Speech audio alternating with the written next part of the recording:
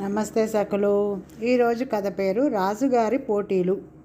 ఒకప్పుడు కాంభోజ రాజ్యాన్ని కుమారవర్మ పాలించాడు. తాను అన్ని విద్యల్లోనూ సాటిలేని మేటి అని, ప్రజారంజకంగా రాజ్యం చేయడంలో తనకు తానే సాటి అని ఆయనకు గట్టి నమ్మకం.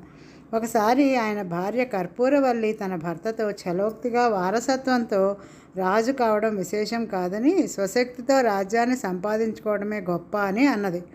రాణి ఈ మాటలు పరిహాసానికి అన్నప్పటికీ కుమారవర్మ మీద బాగా పనిచేసింది. తన గొప్పతనం రాణికి రుజువు చేయాలని ఆయన అనేక రంగాలలో పోటీలు ఏర్పాటు చేశాడు. ఆ పోటీలలో పాల్గొనడానికి దేశం అన్ని ప్రాంతాల నుంచి ఉత్సాహవంతులైన యువకులు, శక్తిమంతులు వచ్చారు. ఆయా రంగాల్లో ప్రవీణులైన వారు నిర్ణేతలుగా పనిచేశారు. పోటీలు జయప్రదంగా ముగిశాయి. బహుమతి ప్రదానం జరగవలసి ఉన్నది. కుమారవర్మ కత్తి యుద్ధంలో ఉత్తముడిగా నిర్ణయించబడిన రామరాజు అనే అతన్ని చూసి, మన దేశంలో ఇంతకు మించిన ఖడ్గయుద్ధ నిపుణుడు లేడని తేలింది కదా అన్నాడు. సభలో అందరూ అవును అన్నారు. ఆ సంగతి నేను తేల్చాలి అంటూ రాజు కత్తి చేతపట్టి రామరాజుతో యుద్ధానికి వచ్చాడు.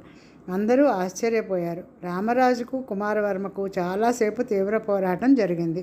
చివరకు రామరాజు కుమారవర్మ చేతి కత్తిని ఎగరగొట్టేశాడు. కుమారవర్మ ముఖంలో కత్తి వాటుకు నెత్తురు చుక్క లేదు. ఇంతలో నిర్ణేతలు ముందుకు వచ్చి రామరాజు నియమాలను ఉల్లంఘించాడు అన్నారు. వాళ్ళు రామరాజుకు రహస్యంగా ఏదో చెప్పారు.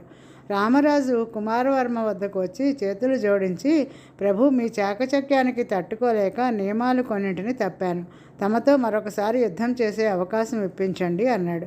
ఈసారి కుమారవర్మ రామరాజు చేతి కత్తిని అతి శీఘ్రంగా ఎగరకొట్టేశాడు. బహుమతి రాజుకి లభించింది. ఇదే విధంగా సాహిత్య గోష్ఠిలో అందరినీ ఓడించిన విద్యానాథుడిని రాజు సవాలు చేశాడు.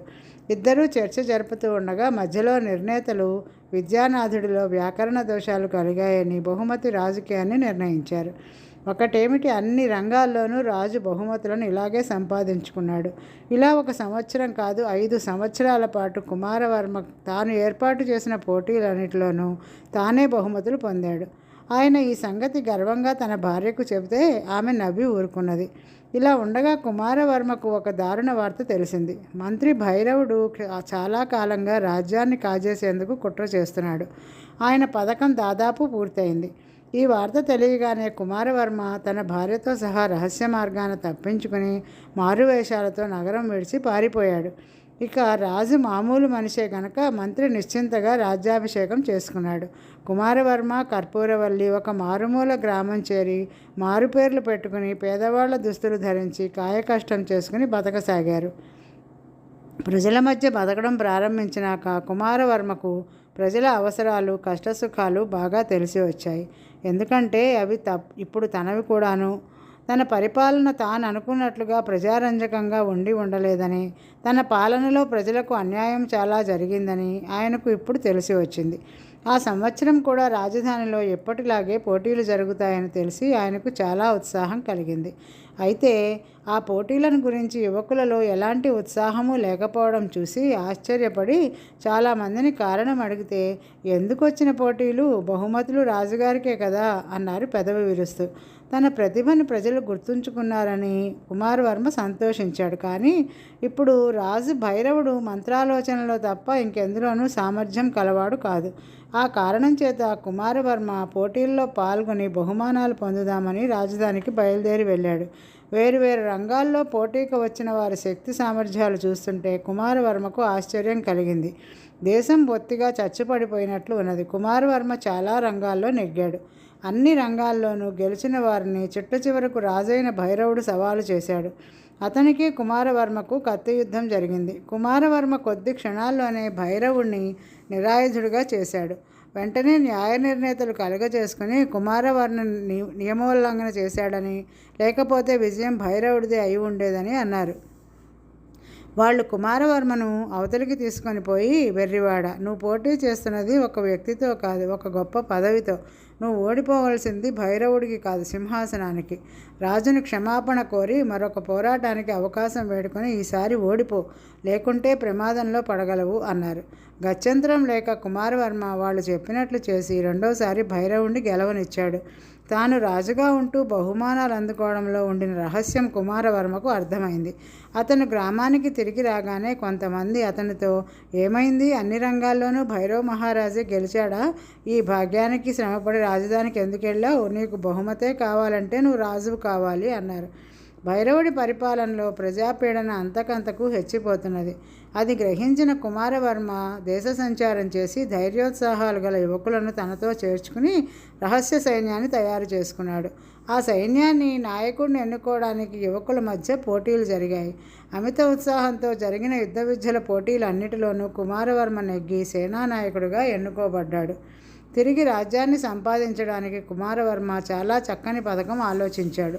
మరుసటి ఏడు జరిగిన పోటీలకు కుమారవర్మ తన సైన్యాన్ని వెంటబెట్టుకు వచ్చి యుద్ధ విద్యలకు సంబంధించిన పోటీలన్నిటా నెగ్గాడు.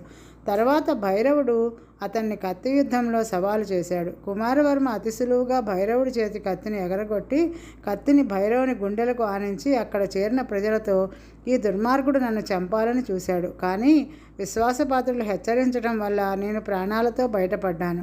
నేను ఒకప్పుడు మీ రాజు అయిన కుమారవర్మను. ఈ భైరవుడు ప్రజారంజకంగా మిమ్మల్ని పరిపాలించి ఉంటే నేను కలగ చేసుకుని ఉండను. ప్రజల క్షేమం కోసమే నేను ముందుకు వచ్చాను. నన్ను తిరిగి రాజుగా మీరు ఆమోదిస్తారా, లేక సింహాసనం కోసం యుద్ధం చేయాలా అంటూ తన మారువేషం తొలగించాడు. సభికులు జయజయధ్వానాలు చేశారు. రక్తపాతం అవసరం లేకుండానే రాజ్యం తిరిగి కుమారవర్మ వశమైంది. తిరిగి రాణి అయిన కర్పూరవల్లి తన భర్తతో, మీరే కుమారవర్మ అని మీ సైన్యానికి తెలియనిచ్చి ఉంటే మీరు ఎప్పుడో రాజయ్యేవారు కదా అన్నది. ఈసారి రాజ్యాన్ని వారసత్వంగా కాక స్వశక్తితో సంపాదించగలిగాను. అందుకే ఇప్పుడు నా శక్తిలో నాకు నమ్మకం కలిగింది కనుక నేను నిర్వహించే పోటీల్లో నేను పాల్గొనే అవసరం లేదు అన్నాడు కుమారవర్మ. తర్వాత ఈయన ప్రజా జీవితం నుంచి నేర్చుకున్న అనుభవంతో ప్రజారంజకంగా పాలించాడు. ఆయన పాల్గొనడం మానటం చేత ఆయన నిర్వహించే పోటీలు నిజమైన శక్తి సామర్థ్యాలు కలవాళ్లను ఆకర్షించాయి. మరొక కథ, రాజు కంటే గొప్పవాడు. విశాల దేశాన్ని ఏలే ఉదారసేనుడు తన ప్రజలకు మేలు చేసే ఉద్దేశంతో ఎన్నో మంచి శాసనాలు చేశాడు. కానీ వాటి ద్వారా సామాన్య ప్రజల జీవితాలు బాగుపడలేదు. దేశంలో పేదరికం ఇంకా తాండవిస్తూనే ఉన్నది. లోపం ఎక్కడ ఉన్నది ఆయనకి అంతుపట్టలేదు. ఈ విషయం ఆరా తీయడానికి రాజు రక్తవర్ణుడు అనే అంతరంగికుని నియమించాడు. రక్తవర్ణుడు ప్రజల మధ్యకు వెళ్ళి వారిలో ఒకటిగా జీవిస్తూ చాలా రహస్యాలు తెలుసుకున్నాడు. దేశంలో కొందరు ధనము బలము కలవారు రాజోద్యోగులను సైతం లొంగదీసుకుని ప్రజలకు అన్యాయం చేస్తున్నారు. వారు చేసే అన్యాయాన్ని బయటపెట్టే ధైర్యం ఎవరికీ లేదు. ఎందుకంటే అన్యాయం చేసేవారే రాజు ఉదారసేనుడు ముఖ్య సలహాదారులు. ఈ రహస్యం రక్తవర్ణుడికి తెలిసేసరికి ఆ సంగతి దేశంలోని ధనికులకు కూడా తెలిసిపోయింది. వాళ్ళు అతన్ని పిలిచి రాజుకు తమను గురించి మంచిగా చెప్పమని మంచిగానే అడిగారు. వాళ్ళు చెప్పినట్లు చేయకపోతే తనకు తన కుటుంబానికి ప్రమాదం ఉంటుందని రక్తవర్ణుడికి అర్థమైంది.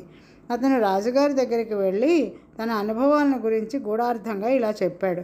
మహాప్రభు, దేశంలో కరువు కాటకాలు ఎందుకు వస్తున్నవో, పేదరికం ఇంకా ఎందుకు ఉంటున్నదో నాకు తెలియకుండా ఉన్నది. మన దేశంలో పలు విధాల సమర్థులైన వారు ఉన్నారు. కొంతమంది రాళ్లను బియ్యంగా మార్చగలరు, కొంతమంది నీళ్లను పాలుగా మార్చగలరు.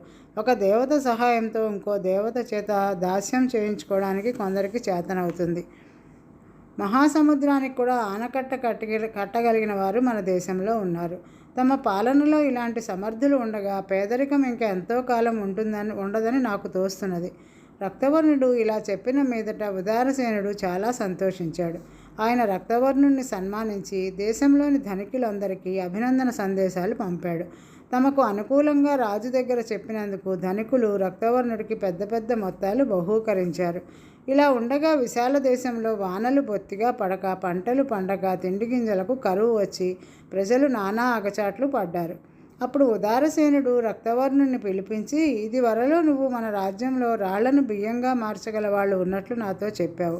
ఇప్పుడు వాళ్లతో అవసరం వచ్చింది, పిలుచుకు వస్తావా అని అడిగాడు. ఇందుకు ధనగుప్తుడే సమర్థుడు మహారాజా, మీరు పిలిపించి అడిగితే ఆయన కాదనడం నా నమ్మకం అన్నాడు రక్తవర్ణుడు. ఉదారసేనుడు పిలిచేసరికి ధనగుప్తుడు రెక్కలు కట్టుకొని వచ్చి వాలాడు. నీ శక్తి సామర్థ్యాల మీద మన దేశపు తిండి సమస్య ఆధారపడి ఉన్నది. దేశంలో తిండి గింజలు బొత్తిగా కరువు అయ్యాయి. నీకు 10 మంది కూలీ వాళ్ళని ఇస్తాను. వాళ్ళు నీకు రాళ్ళు మొక్కలు చేసి పెడతారు. వాళ్ళ సాయంతో నువ్వు మన నీలపర్వతాన్ని బియ్యంగా మార్చాలి అన్నాడు రాజు. రాజు మాటలకు ధనగుప్తుడు నివ్వెరపోయి, అది ఎలా సాధ్యం ప్రభు అన్నాడు. రాజు చిరాకు పడి తనతో వాదించవద్దని వెంటనే వెళ్ళి పని చూడమని ధనగుప్తుడితో అన్నాడు. ధనగుప్తుడు సాహసించి, రాజా, మీకెవరో నా మీద అబద్ధాలు చెప్పారు. రాళ్లను బియ్యంగా మార్చగలవాడు ఈ భూమి మీద పుట్టి ఉండడు అన్నాడు. ఈసారి రాజు కోపం రక్తవర్ణుడి మీదకి మళ్ళింది.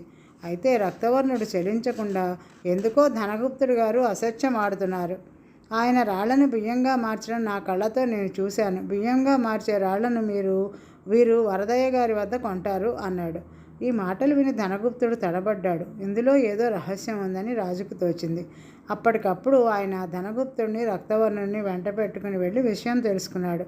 ధనగుప్తుడు వరదయ్య వద్ద బియ్యం ప్రమాణంలో ఉండే రాళ్ళు కొని 9 బస్తాల బియ్యంలో 1 బస్తా రాళ్ల చొప్పున కలుపుతున్నాడు.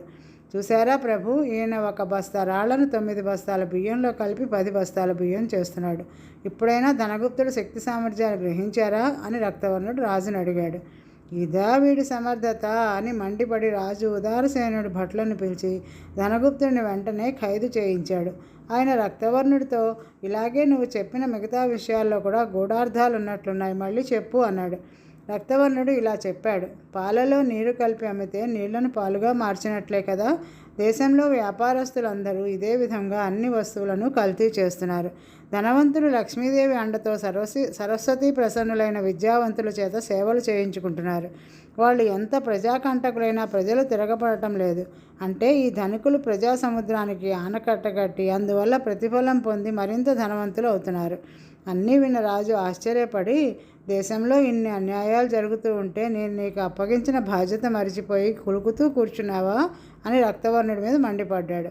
నేనేం చేసేది ప్రభు, మీరు చేసిన శాసనాలు ఉల్లంఘించిన వారికి పెద్ద పెద్ద శిక్షలు ఉన్నాయి. కానీ నేను దోషులుగా కనుక్కున్న వారందరూ శాసనాలను ధిక్కరించిన వాళ్లే. అయినా వాళ్ళకి ఏ శిక్ష పడలేదు. అందుచేత వాళ్ళు మీకన్నా బలవంతులై ఉండాలనుకున్నాను. అందుకే వాళ్ళ నేరాన్ని మీకు సూటిగా చెప్పలేకపోయాను అన్నాడు రక్తవర్ణుడు. అవును, శాసనాన్ని ఉల్లంఘించి కూడా శిక్ష పొందని వాళ్ళు రాజుకన్నా బలవంతులే అవుతారు.